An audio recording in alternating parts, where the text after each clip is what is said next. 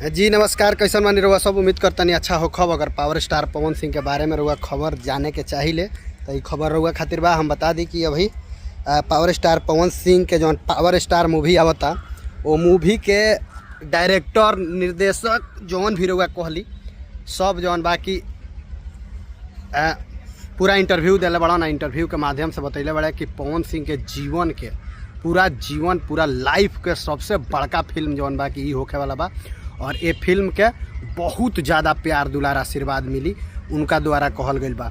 हम बता दी कि ये चीज़ हमनी सन के बहुत पहले से उम्मीद रहे कि भोजपुरी के फिल्म इंडस्ट्री जौन बा कि फिर से वापस कब आई। फिल्म इंडस्ट्री फिर से ऊँगा केंगा लहलहाई जेंगा पहले लहलहाओ जेंगा निरहुआ रिक्शा वाला जौन बा कि ससुरा बड़ा पैसा वाला मनोज तिवारी के ई तमाम फिल्म चले, पवन सिंह के फिल्म चले, सूर्यवंशम ए घड़ी थोड़ा सा बैक कैलस, लेकिन ओकरा बाद से उम्मीद हमनी सन के जौन बा कि इंडस्ट्री से भोजपुरी इंडस्ट्री के खासकर उम्मीद घट गई।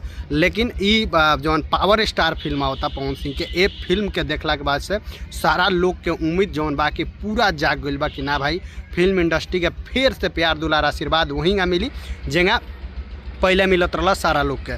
तब फिल्म इंडस्ट्री के जे भी कोसत रहा, जे भी ई कहत रहा कि भोजपुरी के फिल्म इंडस्ट्री ख़त्म हो गई, भोजपुरी एल्बम इंडस्ट्री हो गई, उस सब लोग के बता दी कि ना भाई भोजपुरी फिल्म इंडस्ट्री जौन बा कि फिर से वापस आ रहा बा। और पावर स्टार पवन सिंह ला रहा बड़े। पवन सिंह के एगो पावर स्टार फिल्म जौन होता जौना के टेलर आइल बा वो बहुत ही लाजवाब फिल्म बा। और वो फिल्म के वजह से सारा लोग जौन बा कि हॉल के लगे तक ले जाई आ सब लोग जाके आ वो फिल्म के प्यार दुलार आशीर्वाद दी, काहे कि वो फिल्म बहुत ही लाजवाब बा, बहुत ही सुंदर बा।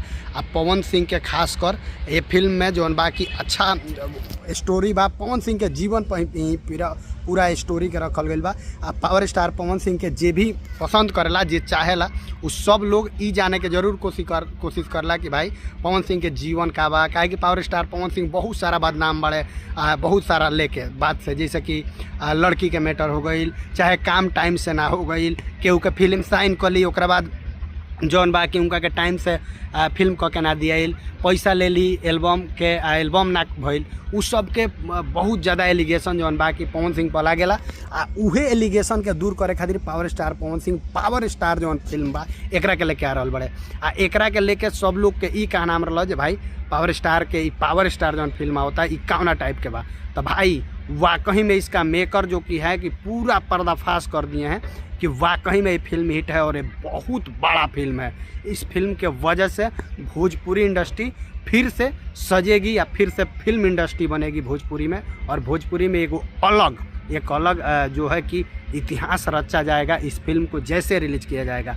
टेलर आप सभी लोग जाके देखिए, बहुत सुंदर टेलर है और पवन सिंह के जीवनी पर ही ये फिल्म बना है। बाकी आप लोग क्या सोचते हैं कमेंट बॉक्स में अपना राय जरूर दीजिएगा। वीडियो को खूब ज़्यादा शेयर कीजिए, चैनल पर नए हैं तो सब्सक्राइब कर लीजिए, क्योंकि भोजपुरी की हर एक खबर सबसे पहले मैं कोशिश करता हूँ कि इस चैनल पर लाऊँ और आप सभी को दिखाऊँ। मिलते हैं अगले वीडियो में, तब तक के लिए नमस्कार।